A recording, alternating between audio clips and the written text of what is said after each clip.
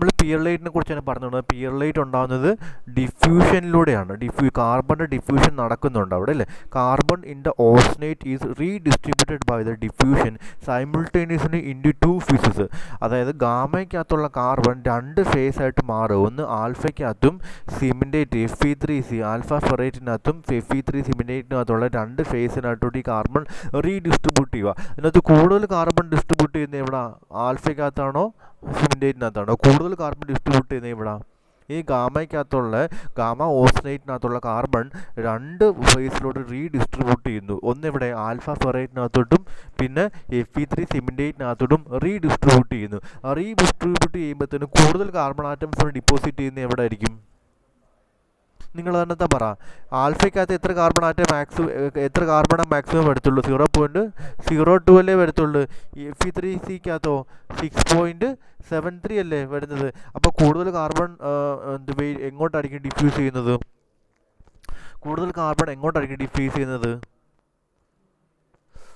പറയടാ. കൂടുതൽ carbon Fe3C ആണോ അതോ ആൽഫയ്ക്കകത്താണോ ഡിഫ്യൂസ് ചെയ്യുന്നത്?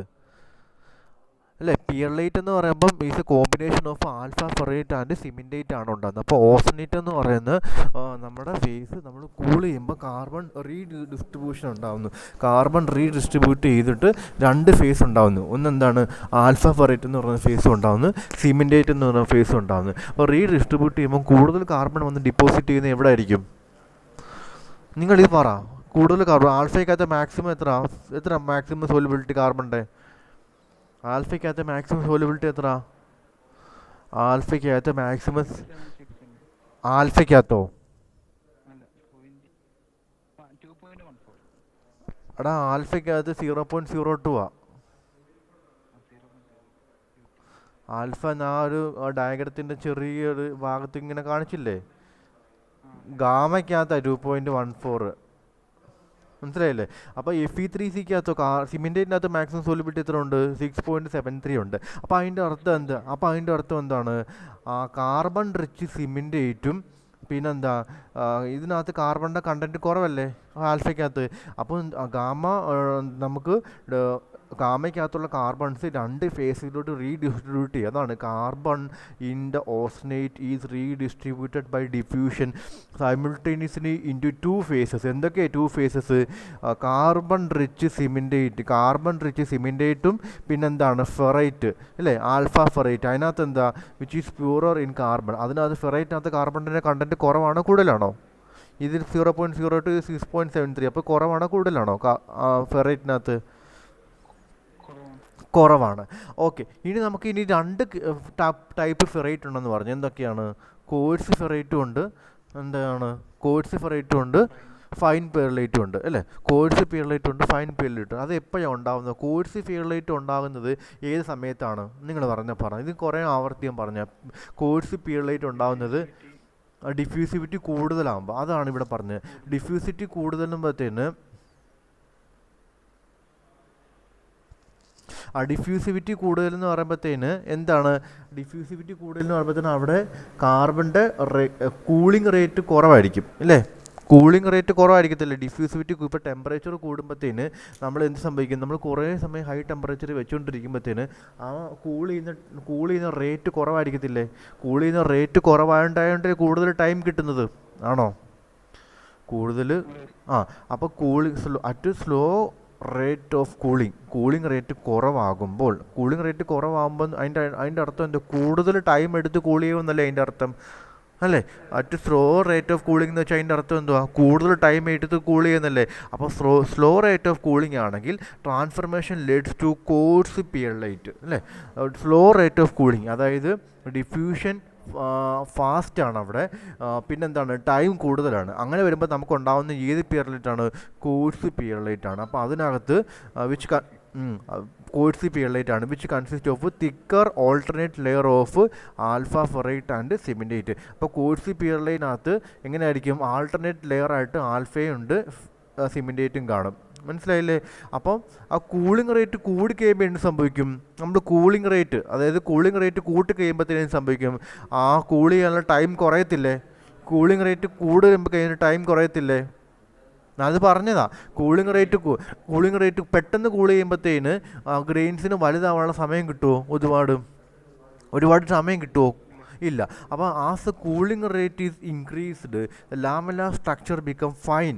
അതായത് ഇങ്ങനെ ഒരു നേരത്തേത് തിക്കായിരുന്നു, ഭയങ്കര തിക്കായിട്ടായിരുന്നു ലാമെല്ലാർ സ്ട്രക്ചർ. പക്ഷേ കൂളിംഗ് റേറ്റ് ഇൻക്രീസ് ചെയ്യുമ്പോൾ തന്നെ സംഭവിക്കുന്നുണ്ട് വളരെ നേർത്ത ചെറിയ ഇങ്ങനെ ഫൈൻ ആൽഫയും ഫെറൈറ്റും വരും കണ്ടോ, അടുപ്പിച്ചടുപ്പിച്ച് വരും കണ്ടോ, ഇങ്ങനെ വരും, മനസ്സിലായില്ലേ?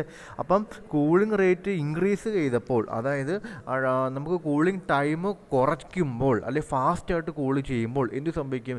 Lamellar structure become finer with layers of alpha ferrite and cementite. അപ്പോഴും ആൽഫ ഫെറൈറ്റും സിമിനേറ്റും ഓൾട്ടർനേറ്റ് ലെയർ തന്നെ ആയിരിക്കും. പക്ഷേ കൂളിംഗ് റേറ്റ് കുറവാണെങ്കിൽ thick layer of alpha and cementite ആയിരിക്കും. കൂളിംഗ് റേറ്റ് കൂട്ടിക്കഴിഞ്ഞാൽ എന്ത് സംഭവിക്കും? Thin layer of finer layer of alpha ഫെറൈറ്റും സിമിനേറ്റും ആയിരിക്കും. ഇത്രയും ക്ലിയർ ആയോ പിയർലൈറ്റിനെ പറ്റി? ഇപ്പോൾ പിയർലൈറ്റിനെ പറ്റി ചോദിക്കുമ്പോൾ എന്തൊക്കെ എഴുതണം? ഫസ്റ്റ് പോയിന്റ് ഡിഫ്യൂഷൻ ട്രാൻസ്ഫോർമേഷൻ ആണ്. പിന്നെന്തുവാ സെക്കൻഡ് പോയിന്റ്? ഓസ്റ്റനേറ്റ് അകത്തുള്ള കാർബൺ 2 ഫേസിലോട്ട് ഡിഫ്യൂസ് ചെയ്യുന്നു അല്ലേ, 2 ഫേസിലോട്ട് റീഡിസ്ട്രിബ്യൂട്ട് ചെയ്യുന്നു. ഫസ്റ്റ് ഫേസ് എന്താണ്? ഒന്നാമത്തെ ഫേസ് എന്താണ്? ആൽഫ അല്ലേ, പറയണം. ഒന്നാമത്തെ ഫേസ് എന്താണ്? ആൽഫ. രണ്ടാമത്തെ ഫേസ് എന്താണ്? സിമെൻറ്റേറ്റ് അല്ലേ. ആൽഫയ്ക്കകത്ത് കാർബൺ റിച്ച് ആണോ പൂറാണോ? ആൽഫയ്ക്കകത്ത് കാർബൺ പൂറാണ് അല്ലേ. ആൽഫയ്ക്കകത്ത് പൂറാണ്. 0.02 മാത്രമേ ഉള്ളൂ. പക്ഷേ സിമെൻറ്റേറ്റിനകത്തോ കാർബൺ റിച്ച് ആണ് അല്ലേ. അപ്പോൾ അത് 3 പോയിന്റ് കിട്ടി. ഇനി പിയർലൈറ്റിന് 2 ടൈപ്പ് പിയർലൈറ്റ് ഉണ്ട്. ഒന്ന് കോഴ്സി പിയർലൈറ്റും ഉണ്ട്, ഒന്ന് ഫൈൻ പിയർലൈറ്റും ഉണ്ട്. കോഴ്സി പിയർലൈറ്റ് എപ്പോഴായിരിക്കും ഉണ്ടാകും? നിങ്ങൾ എന്നത്തെ ഒന്ന് പറഞ്ഞത് ടൈം ഓഫ് കൂളിംഗ് കൂടുതലാവണം അല്ലേ. ഡിഫ്യൂഷൻ കൂടുതൽ, ടൈം കൂടുതലാണ്. ടൈം കൂടുതൽ റേറ്റ് ഓഫ് കൂളിംഗ്, ടൈം കൂടുതലെന്ന് വെച്ചാൽ എന്താ? റേറ്റ് ഓഫ് കൂളിംഗ് കുറവാണെന്നല്ലേ ഇതിൻ്റെ അർത്ഥം, കൂടുതൽ ടൈം. അപ്പോൾ റേറ്റ് ഓഫ് കൂളിംഗ് കുറവാകുമ്പോഴത്തേനും അവിടെ ഉണ്ടാകുന്നത് alternate layer of alpha and cementite ആയിരിക്കും. പക്ഷേ എന്താണ് ഒരു ഇമ്പോർട്ടൻറ്റ് വേർഡ് എന്താ? തിക്ക് ലെയറാണ്. എന്താണ്? Thick layer of alpha and cementite ആയിരിക്കും. പക്ഷേ എന്ത് പറയുമ്പം നമ്മൾ ഫാസ്റ്റായിട്ട് കൂളിംഗ് റേറ്റ് കൂട്ടി കഴിയുമ്പം എന്ത് സംഭവിക്കും? എന്ത് സംഭവിക്കും?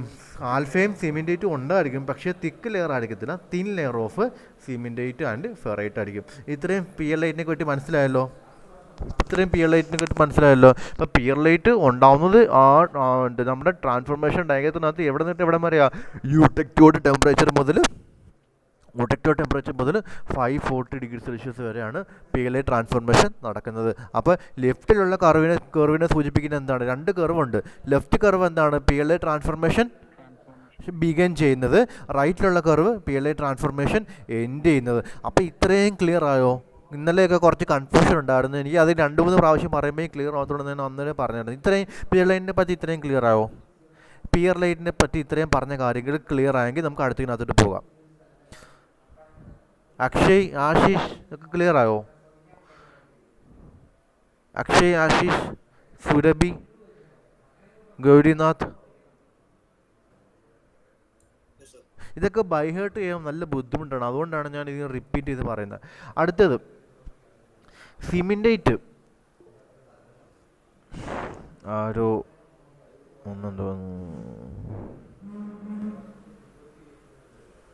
ഓക്കെ,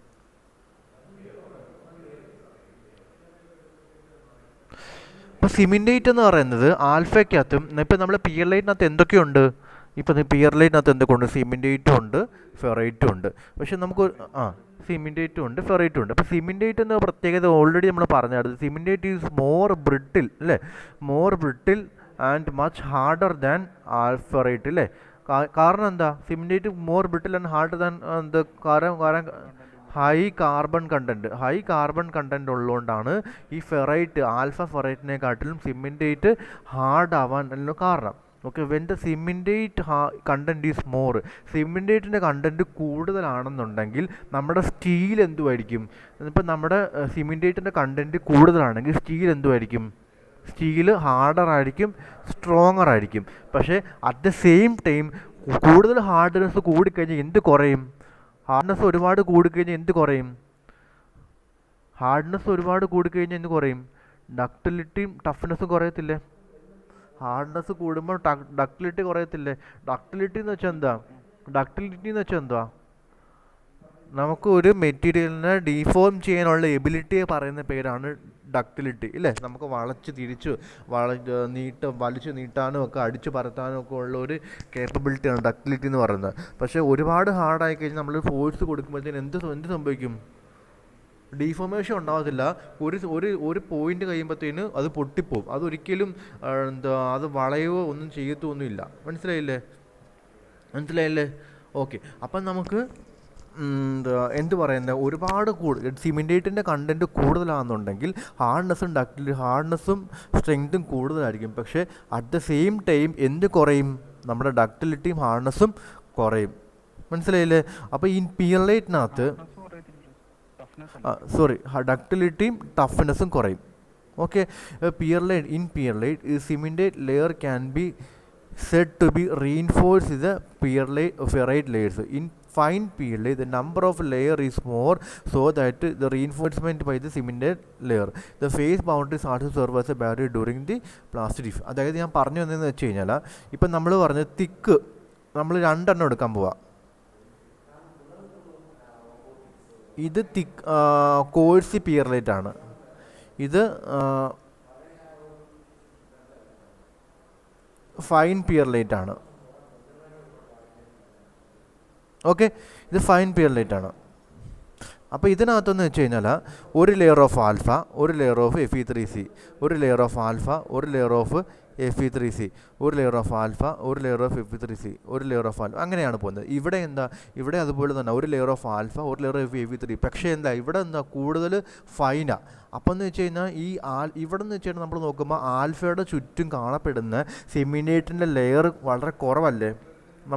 ഇത് കൂടുതലും ഒരു സ്ഥലത്താണ് സിമെൻറ്റേറ്റ് ഡിപ്പോസിറ്റ് ചെയ്തേക്കുന്നത്. പക്ഷേ ഇവിടെ അങ്ങനെയല്ല. ആൽഫ എന്ന് പറയുന്ന ഫെറൈറ്റിനെ ചുറ്റി വരിഞ്ഞ് മൊത്തത്തിൽ റീഇൻഫോഴ്സ് ചെയ്ത് വെച്ചേക്കുമല്ലേ ഫൈൻ ഫെറൈറ്റിനകത്ത്.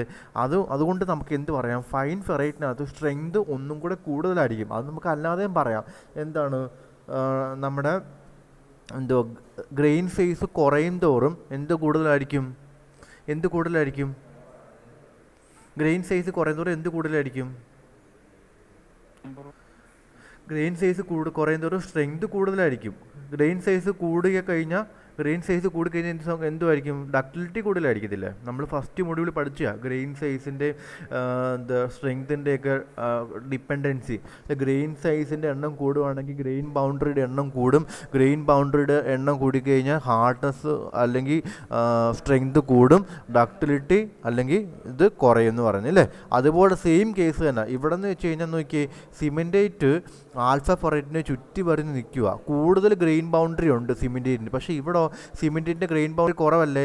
അപ്പോൾ എന്ത് സംഭവിക്കും? സിമെൻറ്റേറ്റിൻ്റെ കണ്ടൻറ്റ് ഗ്രെയിൻ ബൗണ്ടറി കൂടുതൽ എവിടെയാണ്? കോഴ്സി പിയർലൈറ്റിനകത്താണോ ഫൈൻ പിയർലൈറ്റിനകത്താണോ? സിമെൻറ്റേറ്റിൻ്റെ ഗ്രെയിൻ ബൗണ്ടറി അല്ലെങ്കിൽ സിമെൻറ്റേറ്റിൻ്റെ നമ്പർ ഓഫ് ലെയേഴ്സ് കൂടുതൽ ഉള്ളത് കോഴ്സി പിയർലൈറ്റിനകത്താണോ ഫൈൻ പിയർലൈറ്റിനാണ്? ഇപ്പോൾ കോഴ്സി പിയർലൈറ്റ് നോക്കുകയാണെങ്കിൽ ഇവിടെ നോക്കുകയാണെങ്കിൽ ഒരു ഫെറൈറ്റ്, ഒരു സിമെൻറ്റേറ്റ്, 2 സിമെൻറ്റേറ്റ്, 3 സിമെൻറ്റേറ്റ്, 4 ലെയർ സിമെൻറ്റേറ്റ് ഉണ്ടെന്നിരിക്കട്ടെ. ഇതിനകത്ത് 4 ലെയർ സിമെൻറ്റേറ്റ് ഉണ്ട്.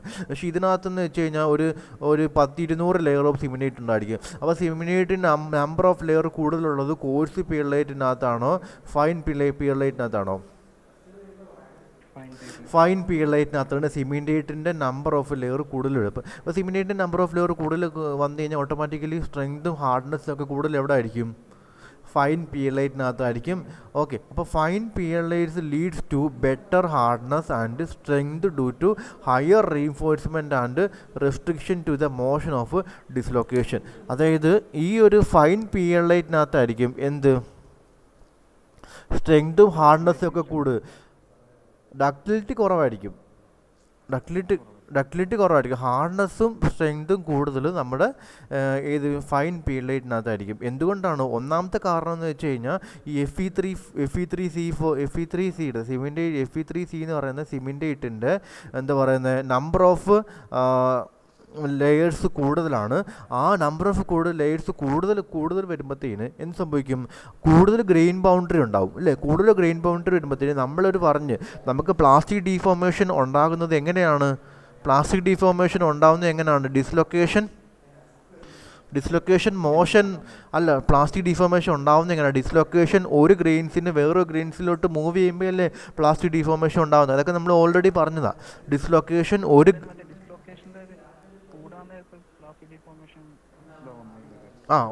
ഒരു പരിധി കൂടുതൽ ഡിസ്ലൊക്കേഷൻ കൂടിക്കഴിഞ്ഞാൽ അതെല്ലാം കൂടെ കൂടി ചേർന്നിട്ട് പിന്നെ പ്ലാസ്റ്റിക് ഡിഫോർമേഷൻ റെസ്ട്രിക്റ്റ് ചെയ്യും. പക്ഷേ ഇനിഷ്യലി ഡിസ്ലൊക്കേഷൻ മൂവ്മെൻറ്റിലൂടെ ആണല്ലോ പ്ലാസ്റ്റിക് ഡിഫോർമേഷൻ ഉണ്ടാകുന്നത്, ആണല്ലോ.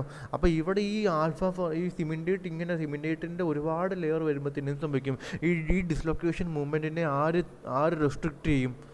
ഈ സിമെൻറ്റേറ്റ് റെസ്ട്രിക്റ്റ് ചെയ്യും. അതുകൊണ്ട് എന്താണ്, ഈ ഫൈൻ പിയർലൈറ്റിനകത്തായിരിക്കും കൂടുതൽ ഹാർഡ്നെസ്സും സ്ട്രെങ്തും വരുന്നത്. While the coarse pearlite is more ductile than fine pearlite, okay, at the cost of hardness and strength. അപ്പം നമുക്ക് കോഴ്സി പിയർലൈറ്റ് വരുമ്പോഴത്തേനും അവിടെ ഹാർഡ്നെസ്സും സ്ട്രെങ്തും കുറവായിരിക്കും, പക്ഷേ ഡക്റ്റിലിറ്റി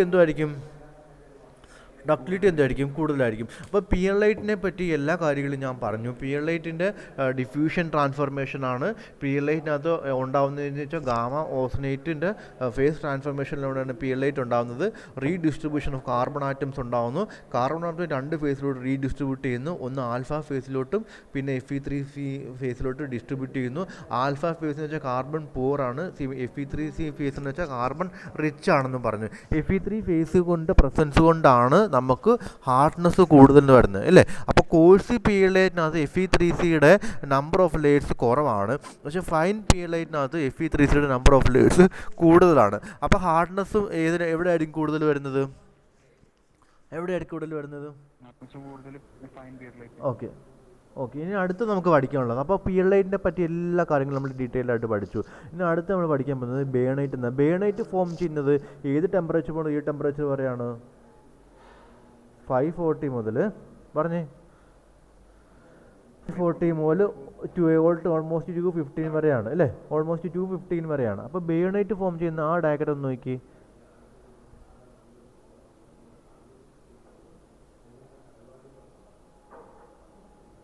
കണ്ടോ, ഈ ബേണൈറ്റ് ഫോം ചെയ്യുന്നത് ഓൾമോസ്റ്റ് 540 മുതൽ 250 വരെയാണ്. പക്ഷേ അവിടെ തന്നെ നമുക്ക് ഈ 2 ടൈപ്പ് ഓഫ് പിയർലൈറ്റ് ഫോം ചെയ്തില്ലേ, അതുപോലെ തന്നെ ഇവിടെയും 2 ടൈപ്പ് ഓഫ് ബേണൈറ്റ് ഉണ്ട്. അതായത് നോക്കി, ഈ നമ്മുടെ ഈ ഒരു പോയിന്റ് ഈ 540യും ഈ 540ക്ക് താഴെയല്ലേ ബേണൈറ്റ് ഫോം ചെയ്യുന്നത്. 540ക്ക് താഴെയുള്ള ഓസ്നേറ്റ് കൂൾ ചെയ്യുമ്പോൾ ആണല്ലോ ബേണൈറ്റ് ഫോം ചെയ്യുന്നത്. അപ്പം ഈ 2 പോയിന്റ് ഓസ്നേറ്റും ഈ 540 ഉള്ള ആ ഒരു കർവ് ബെൻഡ് ചെയ്യുന്നില്ലേ, ആ ഒരു പോയിന്റിനെ പറയുന്ന പേരാണ് നോസ് എന്ന് പറയും. എന്താണ് ആ ഒരു പോയിന്റിനെ പറയുന്ന പേരാണ് നോസ്.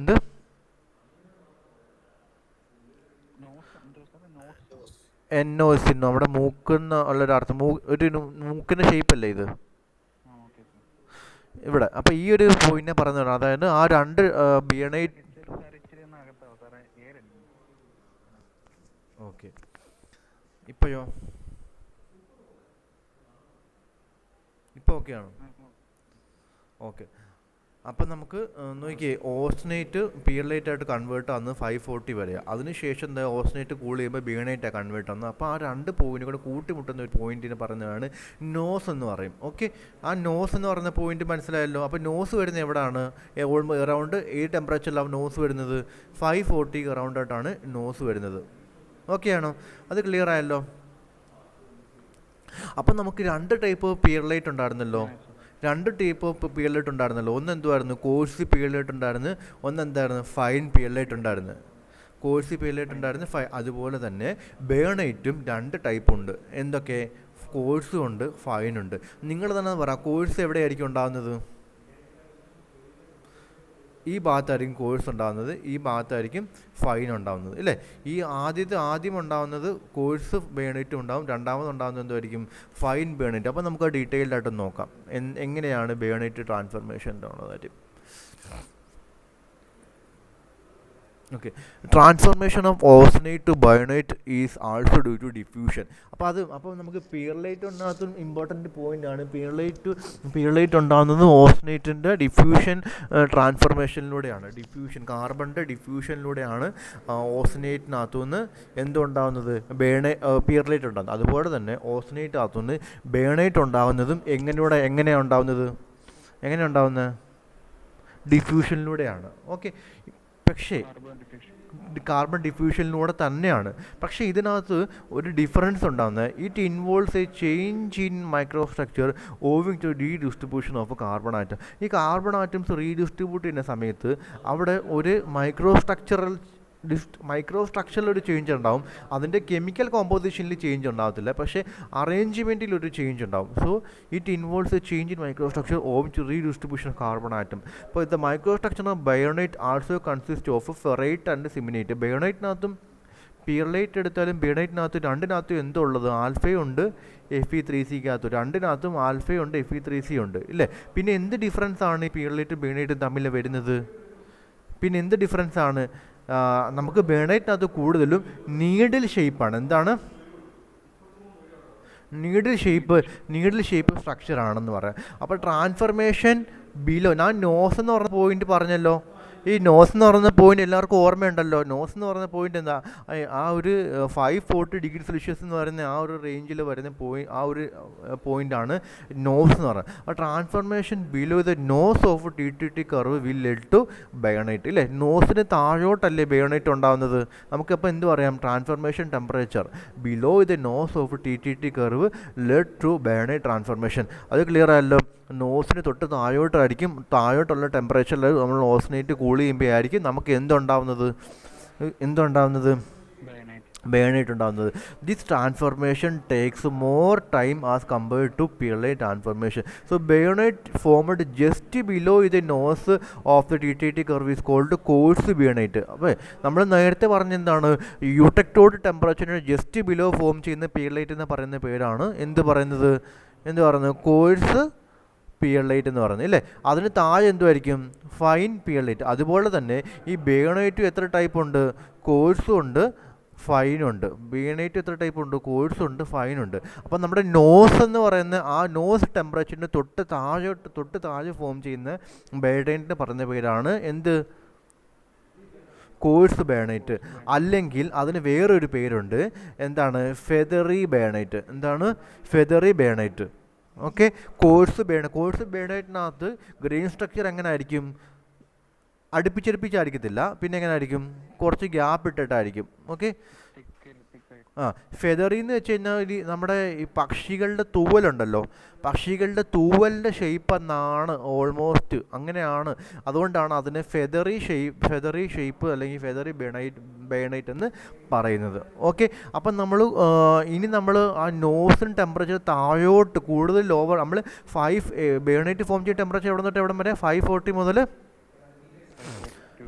250 വരെ. അപ്പോൾ ഓൾമോസ്റ്റ് ഒരു 200 റേഞ്ചൊക്കെ ആകുമ്പോഴത്തേന് നമുക്കുണ്ടാകുന്ന ബയോണൈറ്റ് കോഴ്സ് ആയിരിക്കുമോ ഫൈനായിരിക്കുമോ? ഫൈനായിരിക്കും. കാരണം ലോവർ ടെമ്പറേച്ചറിൽ ഉണ്ടാകുന്നത് എന്തായിരിക്കും, ഫൈനായിരിക്കും. കാരണം എന്താണ്, അവിടെ എന്ന് വെച്ചാൽ ഡിഫ്യൂഷൻ കുറച്ചുകൂടെ ഫാസ്റ്റ് ആയിട്ടായിരിക്കും നടക്കുന്നത്. അതുകൊണ്ടാണ് ഫൈനായിട്ട് ഉണ്ടാകുന്നത് അല്ലേ.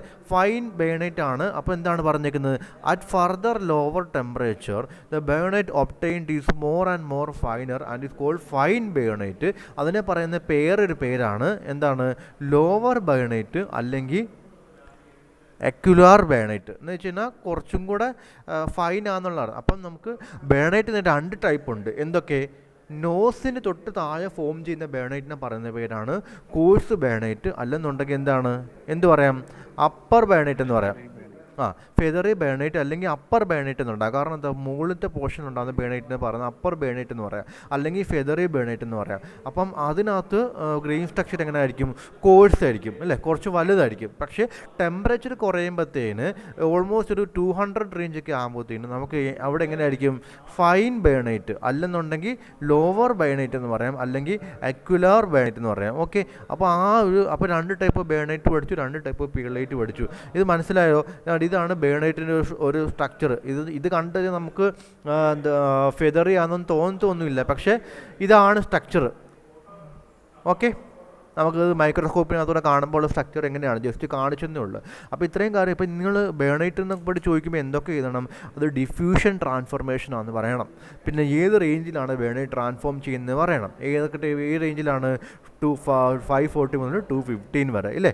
അപ്പോൾ പിന്നെ 2 ടൈപ്പ് ബേണൈറ്റ് ഉണ്ട്, കോഴ്സും ഉണ്ട് ഫൈനുണ്ട്. കോഴ്സ് ബേണൈറ്റ് എവിടെ ഫോം ചെയ്തത്? നോസിന് താഴെയുള്ള ജസ്റ്റ് താഴെയുള്ള ടെമ്പറേച്ചറിലാണ് കോഴ്സ് ബേണൈറ്റ് ഫോം ചെയ്യുന്നത്. അപ്പോൾ അതിന് വേറൊരു പേരുണ്ട്, അപ്പർ ബേണൈറ്റ് അല്ലെങ്കിൽ ഫെദറി ബേണൈറ്റ് എന്ന് പറയാം ഇല്ലേ. പിന്നെ ലോവർ ടെമ്പറേച്ചറിലുള്ള ബേണൈറ്റ് എന്ന് പറയുന്ന പേരാണ് ഫൈൻ ബേണൈറ്റ് അല്ലെങ്കിൽ ലോവർ ബേണൈറ്റ് അല്ലെങ്കിൽ അക്യുലർ ബേണൈറ്റ്. ഇത്രയും ക്ലിയർ ആയോ? പിയർലൈറ്റ് ബേണൈറ്റ് 2 കാര്യങ്ങൾ ക്ലിയർ ആയോ? ഇതൊക്കെ എക്സാമിന് ചോദിക്കുന്നത് കേട്ടോ. നിങ്ങൾക്ക് ഡിഫറൻഷ്യേറ്റ് ബിറ്റ്വീൻ പിയർലൈറ്റ് ബേണൈറ്റ് മാറ്റൻസൈറ്റ് ചോദിക്കും, 10 മാർക്കിന് ചോദിക്കും. അതുകൊണ്ടാണ് ഞാൻ ഇത്രയും ഡീറ്റെയിൽ ആയിട്ട് പറഞ്ഞു തരുന്നത്. ക്ലിയർ ആയോ? ഇത് രണ്ടും മനസ്സിലായോ? ഓക്കെ.